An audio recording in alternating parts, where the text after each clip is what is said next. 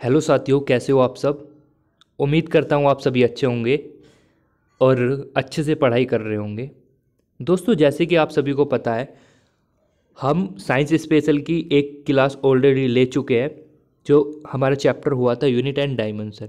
आज हमारा फिजिक्स का दूसरा लेक्चर होगा और काफ़ी अच्छा होगा जहाँ तक कि मुझे लगता है, और आपको भी अच्छा लगेगा, ठीक है ना। काफ़ी मेहनत करी है, डायग्राम के थ्रू मैं इसको समझाने की कोशिश करूँगा और मुझे पूरी उम्मीद है आप डायग्राम के हिसाब से ही समझते हुए चलना, क्योंकि ये डायग्राम अपने रियल लाइफ में कभी ना कभी देखे होंगे। पर जैसे ही हमारे सामने पेपर में नाम आता है कि उस चीज़ को किससे नापते हैं, उसको किससे नापते हैं, उसको किससे नापते हैं, तो कहीं ना कहीं आपका दिमाग काम नहीं कर पाता। जब मैं आप सभी के सामने डायग्राम रख दूंगा और उसका नाम बताऊंगा और उसके बारे में बताऊंगा कैसे क्या होता है, तो आपको मुझे उम्मीद है सब चीज़ दिमाग में फिट हो जाएगी, ठीक है। तो चलिए, क्वेश्चन भी लगाएंगे 50 से ज़्यादा, 50 प्लस हम क्वेश्चन भी लगाने वाले हैं और प्लस थ्योरी के रूप में समझने वाले भी हैं, ठीक है। तो लेक्चर बहुत स्वीट सा होगा, प्यारा सा होगा। प्लीज़ रिक्वेस्ट है, चैनल पर नए हो सब्सक्राइब कर लेना और इस वीडियो को ज़्यादा से ज़्यादा बच्चों में शेयर करना। चलिए आज की क्लास को शुरू करते हैं। हाँ, सभी को प्रणाम, सभी को प्रणाम, ठीक है जी।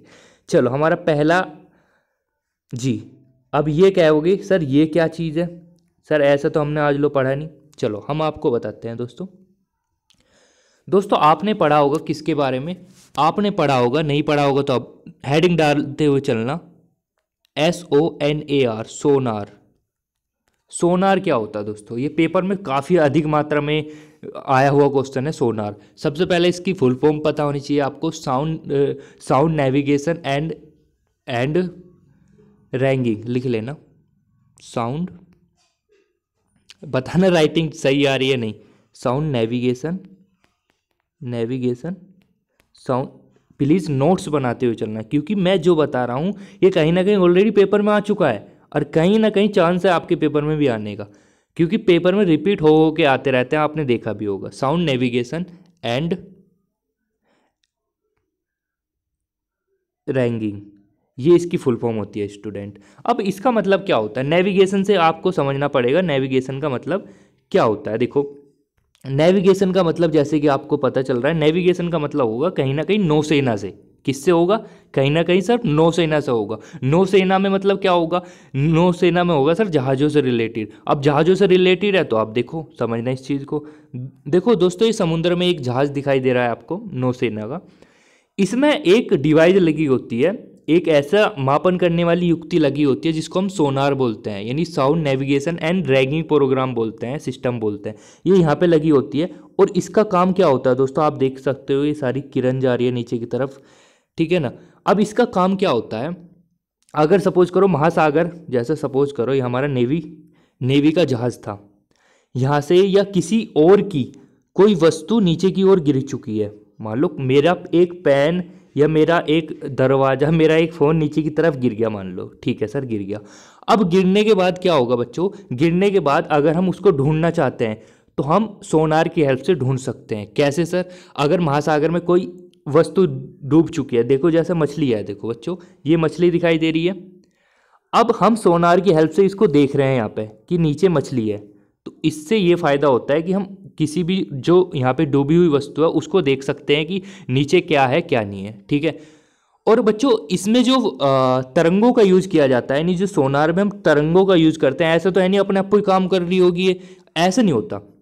इसमें एक फ्रिक्वेंसी का यूज़ किया जाता है, यानी हम बोल सकते हैं इसमें एक, लिखते हुए चलना, उच्च रेडियो तरंगों, यानी उच्च फ्रिक्वेंसी की पराश्रव्य तरंगों का यूज किया जाता है।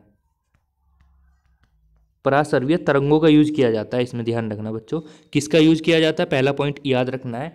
देखो सोनार समझ में आ गया क्या होता है, क्या होता है। अगर कोई वस्तु डूब गई तो उसको देखने के लिए या उसको ढूंढने के लिए हम ये बोल सकते हैं। अच्छा, इसके लिए हमें क्या काम करना पड़ेगा, उस फ्रिक्वेंसी की पराश्रव्य तरंगों का यूज करना पड़ेगा।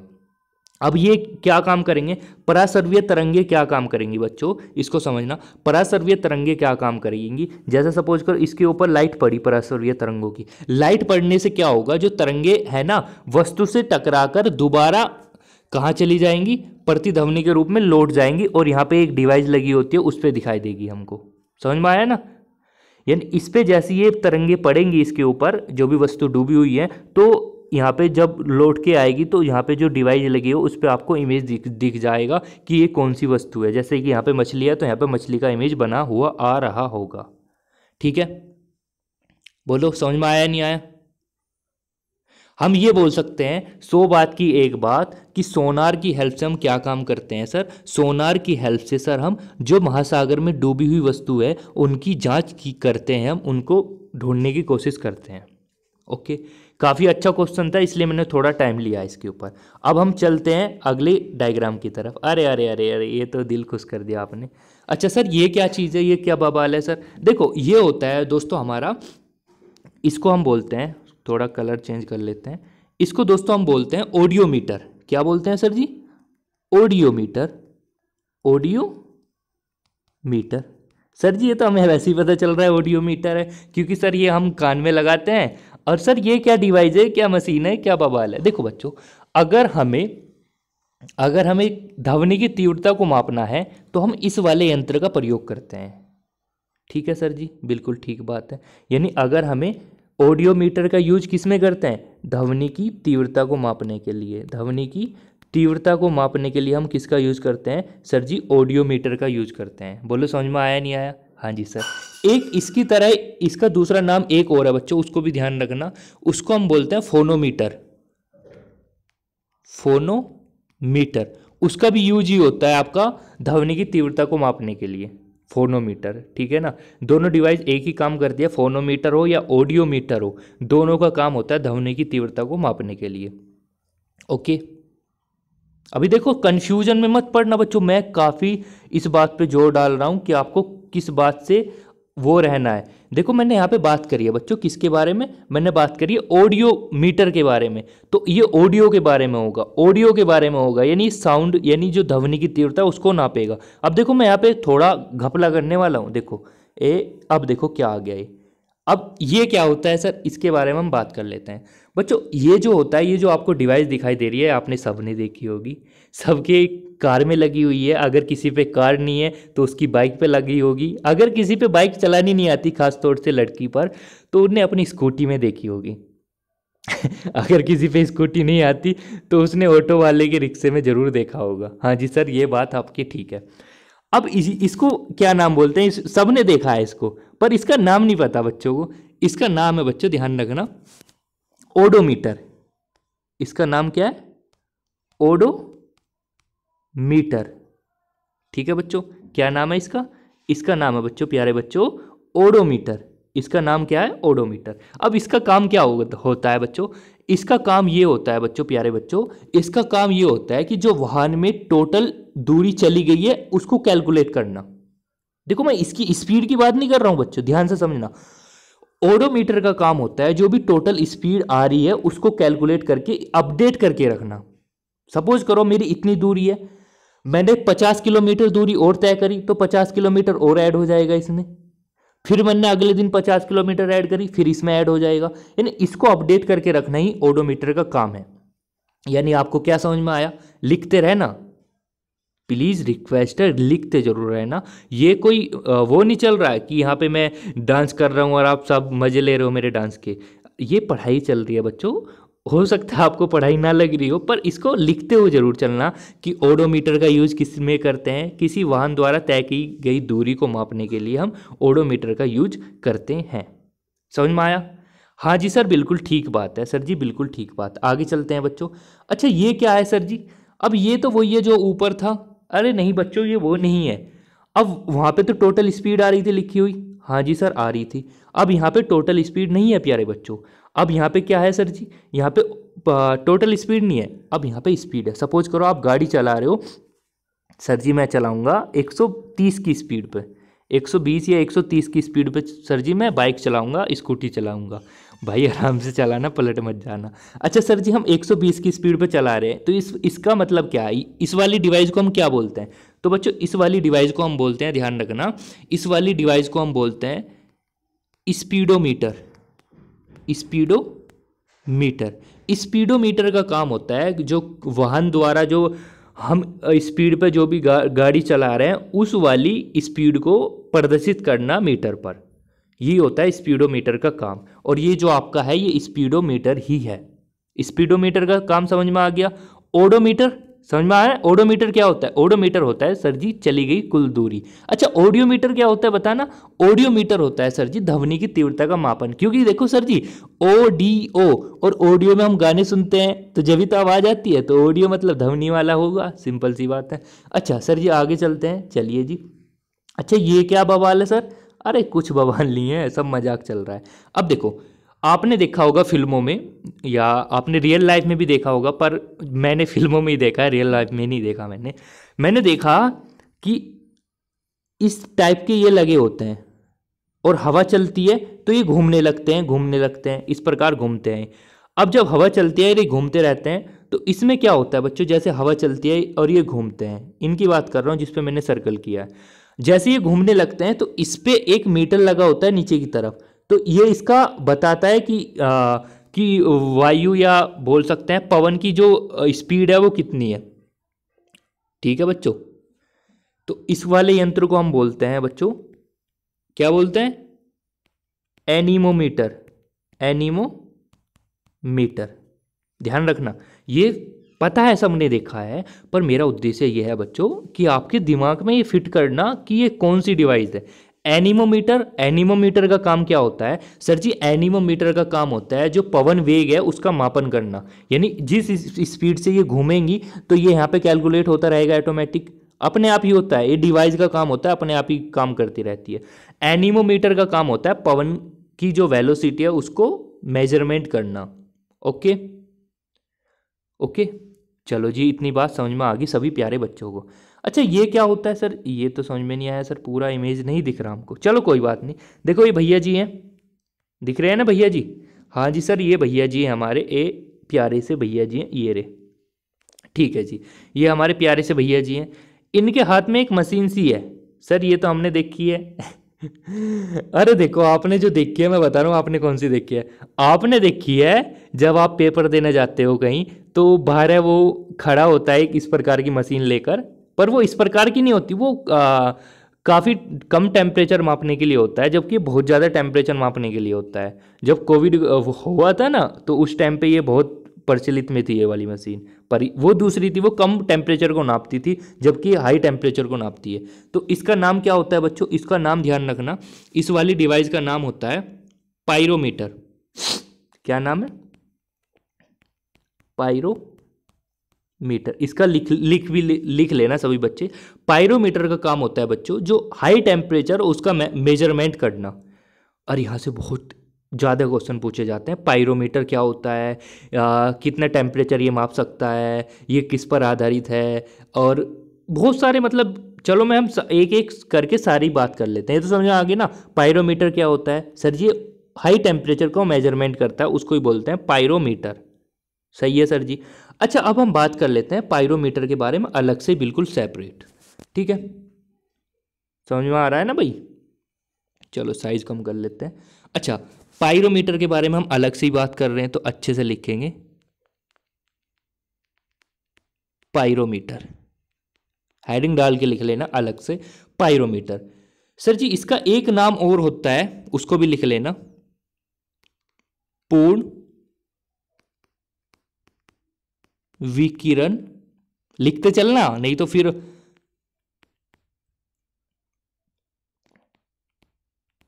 हाई टेम्परेचर मापी।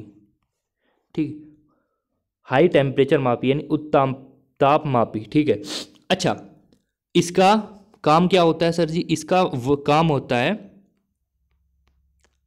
उच्च ताप का मेजरमेंट करना। ठीक है बच्चों, इसका काम क्या होता है? हाई टेम्परेचर का मेजरमेंट करना, ये इसका काम होता है। अच्छा सर जी ये इसका काम होता है और कुछ? अरे बहुत कुछ है यार, तुम देखते रहो। हाई टेम्परेचर इसका मेजरमेंट करना इसका काम होता है। अच्छा ये किस पर आधारित होता है बच्चों? ध्यान रखना, ये जो है ये आधारित होता है स्टीफन के नियम पर। स्टीफन के नियम पर आधारित होता है। सर जी स्टीफन का नियम क्या होता है? तो प्यारे बच्चों इसको भी ध्यान रखना, स्टीफन का जो नियम होता है, इसको मैं यहाँ पे लिख रहा हूँ। स्टीफन का जो नियम होता है, स्टीफन ने बताया था कि अगर आपको स्टीफन का नियम पढ़ना है तो आपको ध्यान रखना है कि जो उत्सर्जित है, एक सेकेंड, स्टीफन का नियम सर जी ये बोलता है कि जो उत्सर्जित आपका प्रकाश है वो, और जो इसका टेम्परेचर है, एक सेकेंड, जो उसका टेम्परेचर है वो उसकी चतुर्थघात के समानुपाती होता है। यही आपका स्टीफन का नियम है। ई क्या होता है, ये उत्सर्जित प्रकाश की तीव्रता होती है, टी यहाँ पे टेम्परेचर होता है। तो हम बोल सकते हैं ई और टी में क्या रिलेशन होता है कि एक दूसरे के समानुपाती होता है, पर इसकी 4 पावर होती है बच्चों, ठीक है। ये स्टीफन का नियम होता है। अच्छा पेपर में आए हुए हैं, मैं यहाँ पे इसलिए यहाँ पे नहीं रुका क्योंकि काफ़ी इंपॉर्टेंट है, पेपर में यहाँ से 12-13 क्वेश्चन आए हुए हैं, ठीक है। अच्छा, स्टीफन का नियम पर आधारित है। अच्छा, अगर सर जी ये एक बात और बताओ, ये किस चीज़ को मेजरमेंट करता है? तो बच्चों ध्यान रखना, ये इसका काम होता है दूर की वस्तु का मेजरमेंट करना। तो इसको भी लिख लेना प्यारे बच्चों, दूर की वस्तु का मापन करता है। किसका मापन करता है? जो भी दूर की वस्तु है उसका मेजरमेंट करता है, ठीक है सर जी। अच्छा, कितना टेम्परेचर मेजरमेंट करता है? तो बच्चों ध्यान रखना, अगर 800 डिग्री सेल्सियस से ऊपर का टेम्परेचर है, प्लस का मतलब ऊपर का टेम्परेचर है, तो ये उसका ही मेजरमेंट करेगा, उसका ही मापन करेगा। अच्छे सर जी, अगर नीचे का टेम्परेचर है 800 डिग्री सेल्सियस से नीचे का टेम्परेचर है, तो बच्चों उसका मेजरमेंट ये नहीं करेगा। ये भी पेपर में आया हुआ क्वेश्चन है, ये भी पेपर में आया हुआ क्वेश्चन है। समझ में आ गया ना? किसकी बात कर रहे थे सर? हम बात कर रहे थे सर पाइरोमीटर की। दूसरा नाम पूर्ण विकर्ण उत्तापमापी। अच्छा, ये क्या काम करता है? ये किस पर आधारित है? स्टीफन का नियम। स्टीफन का नियम ई बिलोंग करता है या ई अनुक्रमानुपाती है T⁴ के दूर की वस्तु का टेम्परेचर का मापन करता है, और 800 डिग्री अगर टेम्परेचर ज़्यादा है तो उसका मापन करेगा, कम है तो नहीं करेगा। इतनी बात समझ में आया? चलो अब हम आगे चलते हैं प्यारे बच्चों। ये हमारा यहाँ पे ये खत्म हो चुका है, आगे चलते हैं। ये क्या है? ये क्या बवाल है सर जी? अरे ये जो है बच्चों, इसको हम बोलते हैं, ये एक डिवाइस है, आपने देखा होगा, वैसे नहीं देखा होगा मेरे ख्याल से, लैब वैब में देखा होगा। अच्छा, इसको बोलते हैं बच्चों मैनोमीटर। क्या बोलते हैं सर जी? मैनोमीटर।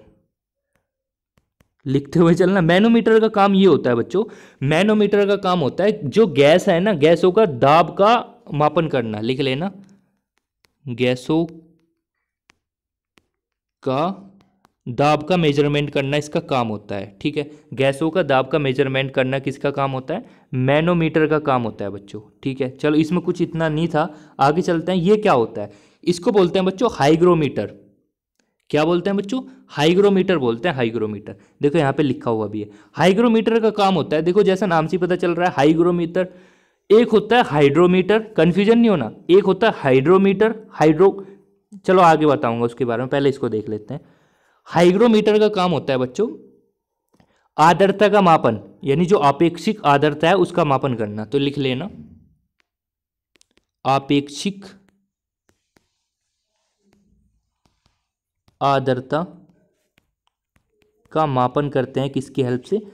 हाइग्रोमीटर की हेल्प से हम इसका मापन कर लेते हैं आराम से, कोई प्रॉब्लम नहीं होती। अच्छा आगे चलते हैं बच्चों। ये जो आपका डिवाइस है, ओके, इसका नाम है, चलो इसका नाम बताते हैं आपको, एक सेकंड देख लेते हैं, और नीचे भी है क्या? बैरोमीटर है, ओके। ये होगा बच्चों आपका हाइड्रोमीटर।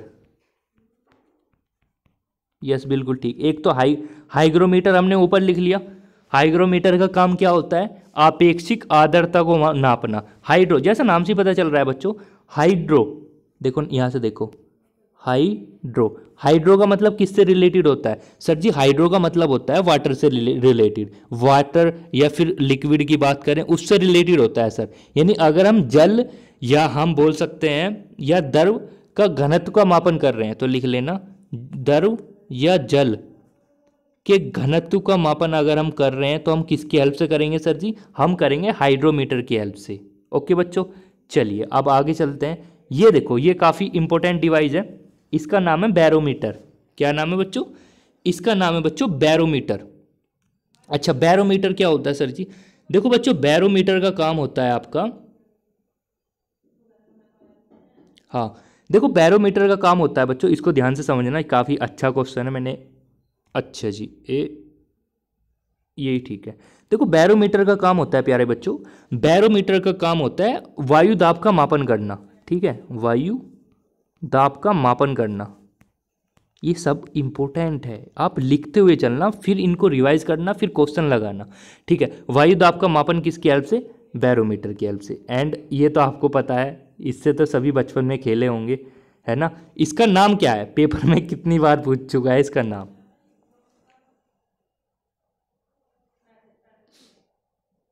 सभी प्यारे बच्चों इसका नाम बताइए। अरे हाँ, सभी ठीक है। इसका नाम होता है भैया आला। आला, इसको आला नहीं बोलते, पेपर में आला वाला ऑप्शन नहीं मिलेगा, इसको बोलते हैं स्टेथोस्कोप।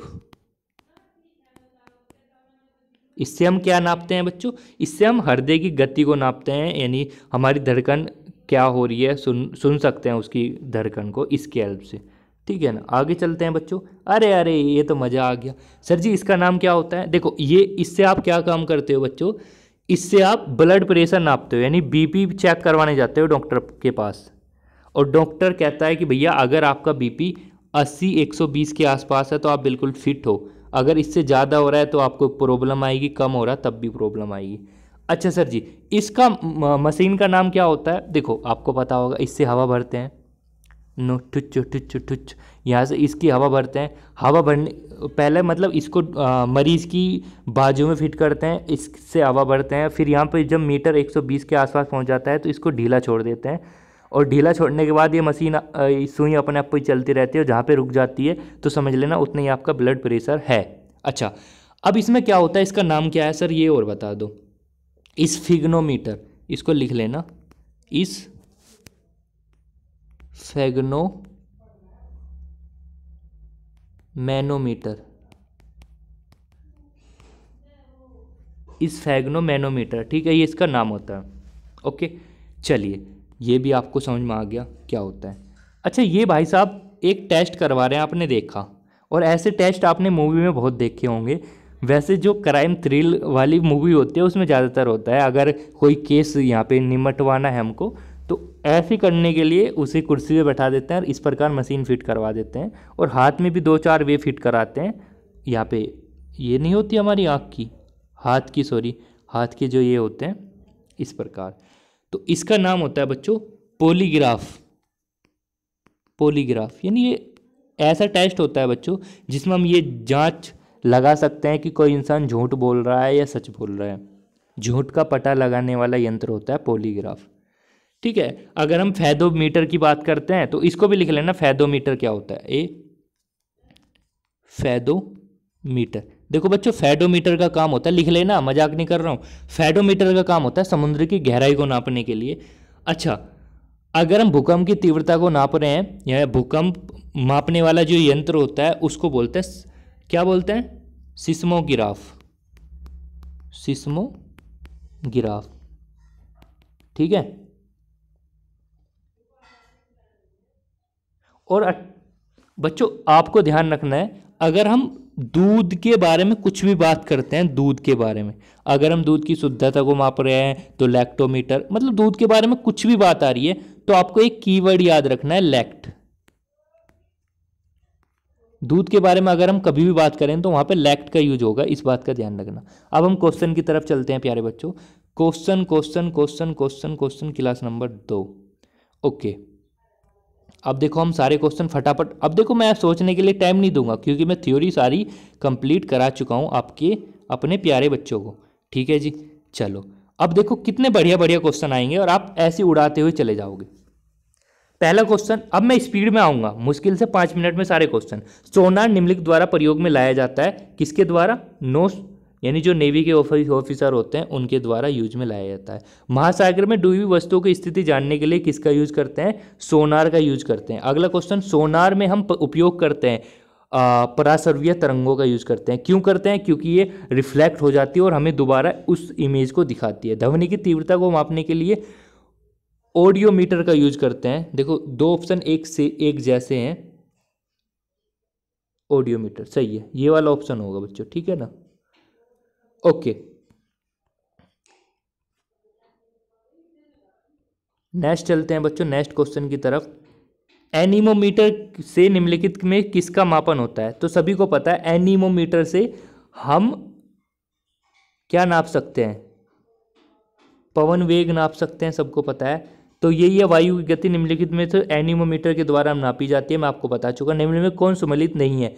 एनीमोमीटर, देखो समझना, एनीमोमीटर ओके, एमीटर बिल्कुल ठीक है। देखो एमीटर विद्युत धारा, ध्यान रखना इसको भी, एमीटर विद्युत धारा बिल्कुल ठीक है। वो पूछ रहा गलत कौन सा है। अच्छा पायरोमीटर, पायरोमीटर भी सभी को पता है, हाई टेम्परेचर ठीक है। टोक्योमीटर दाबांतर, तो इसमें सी ऑप्शन यहाँ पे राइट हो जाएगा, यानी इसका ये गलत है। जबकि टेकियोमीटर की हेल्प से हम किसका हेल्प करते हैं, इसको ध्यान रखना। ये पेपर में 2020 में भी आया हुआ क्वेश्चन है, ध्यान रखना। देखो टेकियोमीटर की हेल्प से हम क्या काम करते हैं? इस प्रकार का सर्वेक्षण उपकरण है जिसे क्षैतिज दूरी, लंबवत उन्नयन दिशाओं के त्वरित मापन हेतु डिजाइन किया गया है। तो इस वाली लाइन को प्लीज रिक्वेस्ट है नोट डाउन जरूर कर लेना, टोक्योमीटर क्या होता है, ठीक है। जो भी आपको नया वर्ड दिखे ना उसको नोट कर लेना।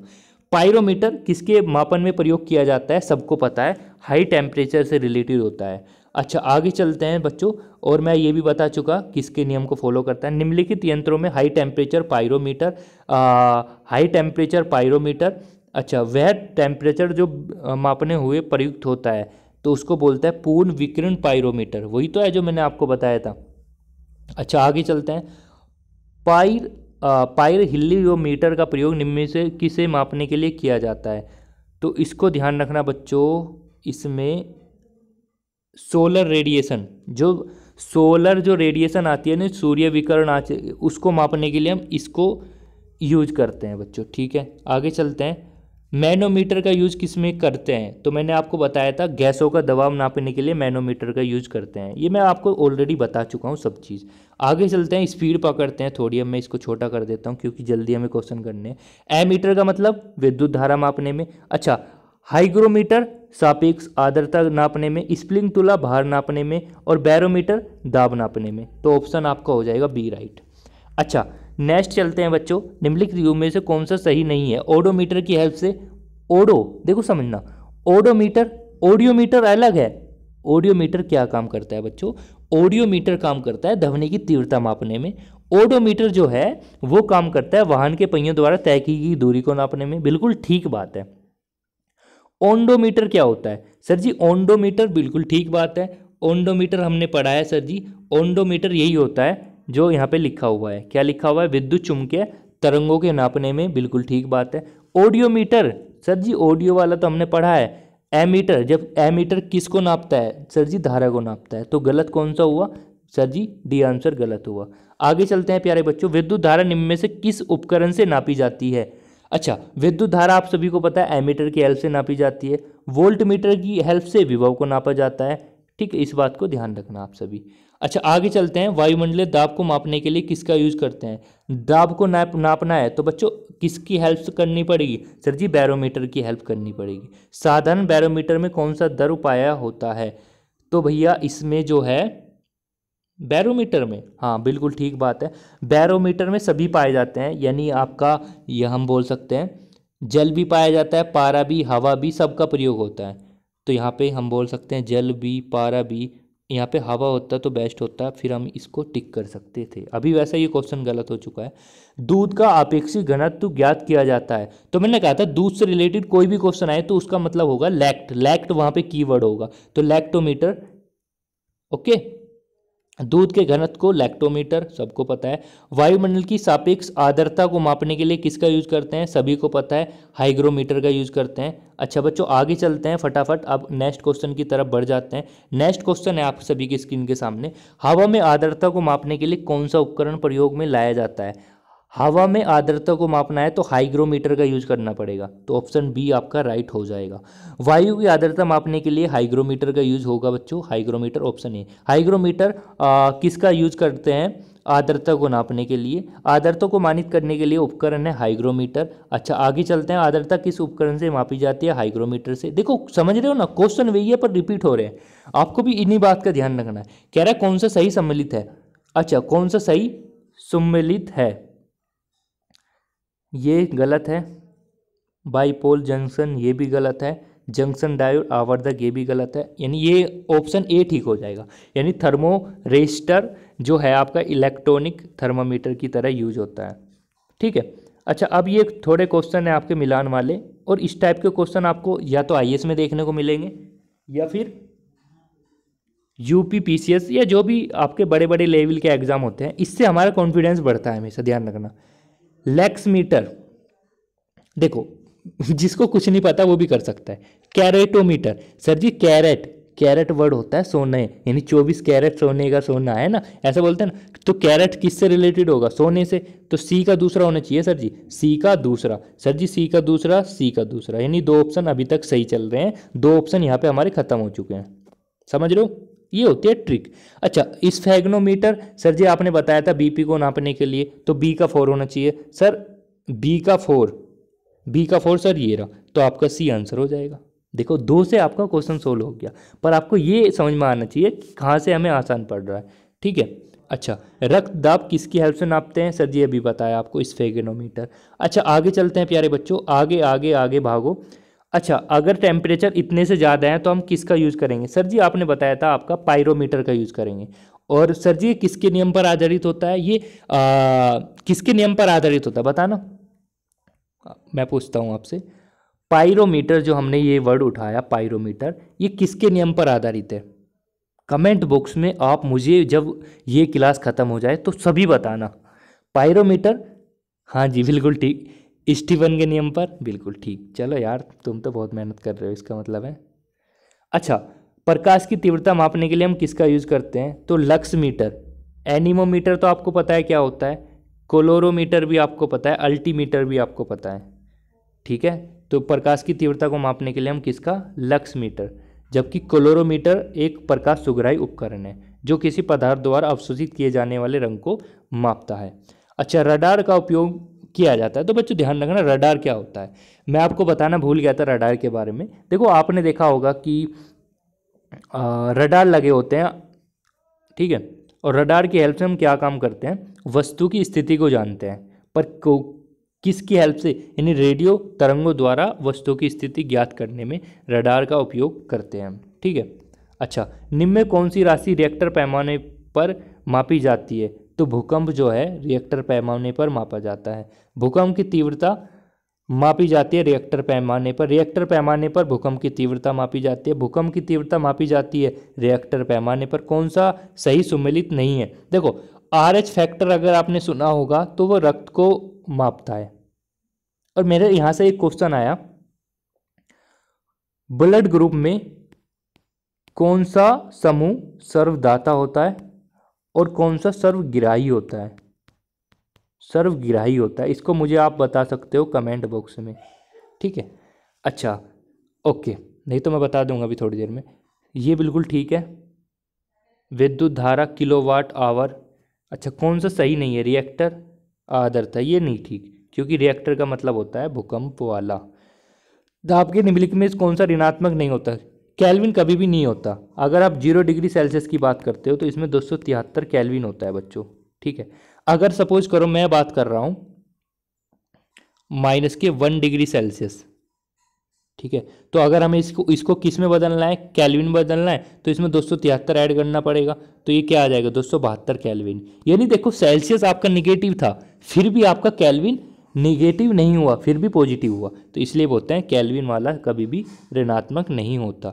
निम्न में भूकंप मापी यंत्र कौन सा है? सिस्मोग्राफ की हेल्प से हम भूकंप को मापते हैं। अच्छा आगे चलते हैं प्यारे बच्चों, आगे आगे आगे भागो। अच्छा भूकंप की तीव्रता सिस्मोग्राफ की हेल्प से नापी जाती है। निम्नलिखित युक्तियों में से किसके द्वारा भूकंप की तीव्रता का मापा? सिस्मोग्राफ के द्वारा। सिस्मोग्राफ क्या रिकॉर्ड करता है?